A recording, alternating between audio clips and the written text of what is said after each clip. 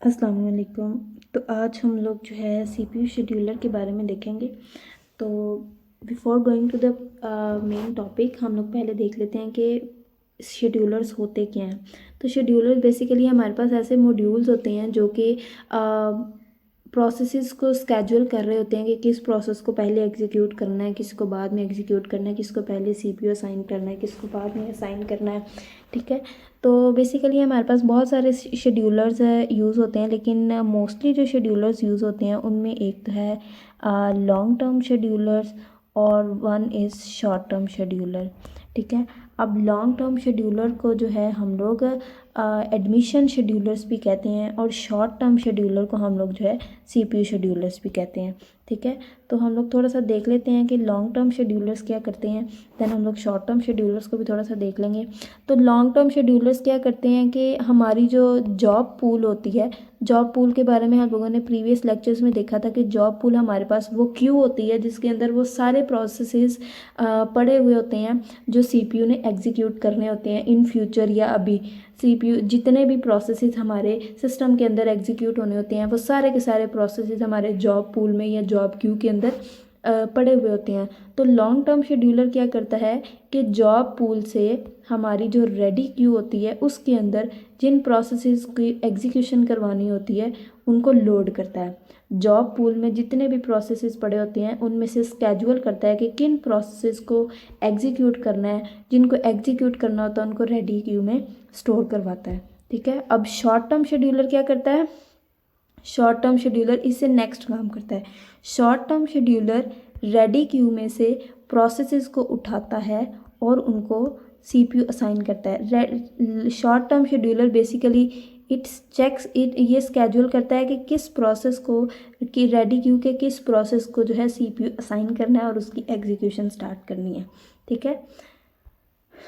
तो हम लोग देख लेते हैं कि हमारी सीपीयू शेड्यूलर यानी कि ये जो हमारा शॉर्ट टर्म शेड्यूलर है ये कब कब ये मॉड्यूल जो है हमारा वर्क करता है। तो बेसिकली हमारे पास ये कुछ 4 कंडीशंस हैं जिन सिचुएशंस में हमारा जो है शॉर्ट टर्म शेड्यूलर मॉड्यूल जो है वो वर्क करता है।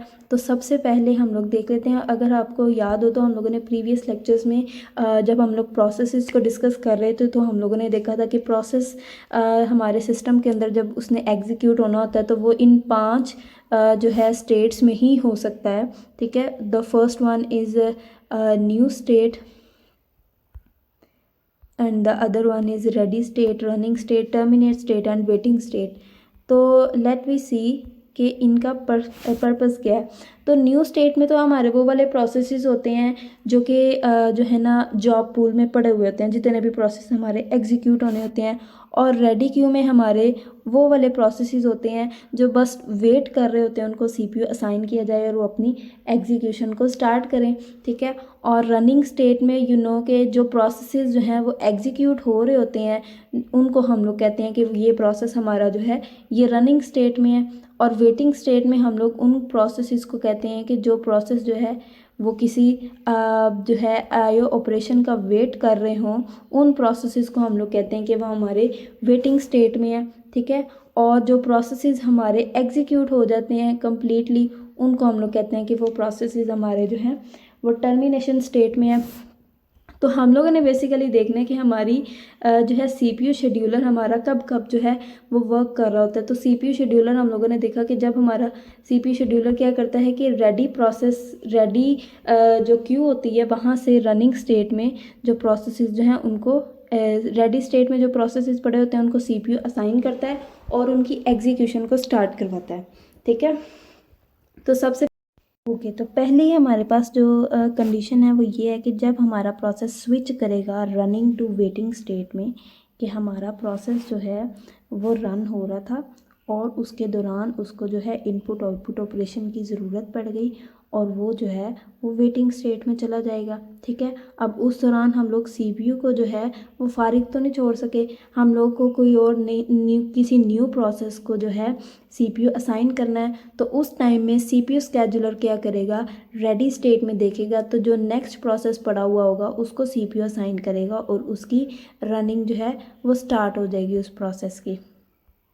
ठीक है।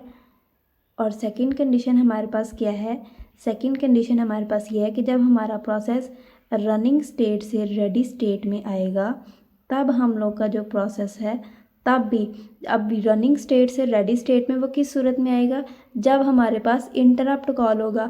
अब इंटरप्ट की हम लोगों ने पीछे भी बात की थी कि अगर कोई हायर प्रायोरिटी का प्रोसेस आ जाएगा तो सीपीयू क्या करेगा, सबसे पहले उसको रिस्पॉन्ड करेगा। सीपीयू क्या करेगा, उस प्रोसेस की एग्जीक्यूशन को स्टार्ट कर देगा और जो रनिंग प्रोसेस होगा उसको दोबारा से जो है वो रेडी स्टेट में भेज दिया जाएगा और इन फ्यूचर फिर सीपीयू जो है उसको स्केड्यूल करेगा कि कब उसको जो है एग्जीक्यूट करना है। ठीक है। द थर्ड वन इज़ कि जब हमारा प्रोसेस जो है वो वेटिंग स्टेट से रेडी स्टेट में आएगा। ठीक है। वेटिंग स्टेट से रेडी स्टेट से क्या मुराद है कि प्रोसेस ने जो है वो इनपुट आउटपुट ऑपरेशन जो है वो कंप्लीट कर लिया है और उसको जो है अब फिर से एग्जीक्यूट होना है। तो अगर तो इस प्रोसेस की जो है प्रायोरिटी हाई होगी, जितने भी रेडी स्टेट में प्रोसेस पड़े हुए हैं ये इनपुट आउटपुट ऑपरेशन परफॉर्म करके आए लेकिन इसकी प्रायोरिटी हाई है, तो फ़ौरन से इसको सीपीयू असाइन कर दिया जाएगा और इसकी एग्जीक्यूशन स्टार्ट हो जाएगी। अदरवाइज़ ये रेडी स्टेट में पड़ा रहेगा और नेक्स्ट जब इसकी बारी आएगी तब ये प्रोसेस जो है वो एग्जीक्यूट हो जाएगा। ठीक है। And the last one is कि जब हमारा प्रोसेस टर्मिनेट होगा, जब हमारा प्रोसेस जो है वो कंप्लीट हो जाएगा, उसकी एग्जीक्यूशन कंप्लीट हो जाएगी, तो तब भी हमारा सीपीयू स्केड्यूल करेगा कि अब रेडी क्यू के किस प्रोसेस को सीपीयू असाइन करना है और उसकी एग्जीक्यूशन स्टार्ट करनी है। तो रेडी क्यू के बारे में हम लोगों ने पहले भी बात की थी कि इसमें हमारे पास मल्टीपल प्रोसेसेस होते हैं जो कि वेट कर रहे होते हैं उनको सीपीयू मिले और वो अपनी एग्जीक्यूशन को स्टार्ट करें। ठीक है। And the next one is कि डिस्पैचर क्या होता है। तो डिस्पैचर बेसिकली हमारे पास एक मॉड्यूल होता है जो कि सीपीयू का कंट्रोल किसी प्रोसेस को असाइन करता है। ठीक है। कि अब सीपीयू शेड्यूलर क्या करता है, वो किसी प्रोसेस को सिलेक्ट करता है कि किस प्रोसेस को सीपीयू असाइन करना है, और डिस्पैचर इज़ मॉड्यूल जो कि सीपीयू का कंट्रोल किसी प्रोसेस को जो है देगा। ठीक है। अब हमारी हम लोगों का मकसद क्या है कि सीपीयू की यूटिलाइजेशन को मैक्सिमाइज़ करना। ठीक है। तो सीपीयू की यूटिलाइजेशन मैक्सिमाइज तब भी होगी जब हमारा डिस्पैचर जो है वो बहुत फास्टली वर्क करेगा, एक प्रोसेस की जो है स्टेट को सेव करेगा, उसको जो है स्टॉप करेगा और नेक्स्ट प्रोसेस को जो है उसको फ़ौरन से सीपीयू असाइन करके उसकी एग्जीक्यूशन को स्टार्ट करेगा। तो हमारे जो डिस्पैचर है उसकी टाइम कम्प्लेक्सिटी जो है वो बहुत कम होनी चाहिए in order to make our CPU more effective and more efficient.